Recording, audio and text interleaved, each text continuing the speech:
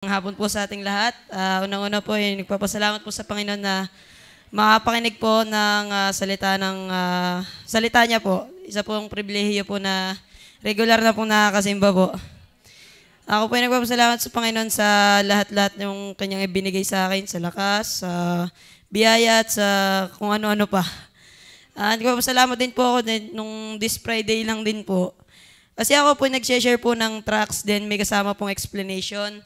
Then ito pong isa kong kaklase pong lalaki, nagsabi po wala na po siyang ginagawa. Sabi, Kenneth, dala mo gang iyong Bible, pwede kang makapakinig sa iyo. Ako'y naboboring hindi ko po nadala ang Bible ko noon. Sa susunod ko, sabi. Di yun nga po, sabi ko po sa susunod na lang. Then marami pong mapapagsalamat sa Panginoon at hindi ko na po maisa-isa. Maraming salamat po.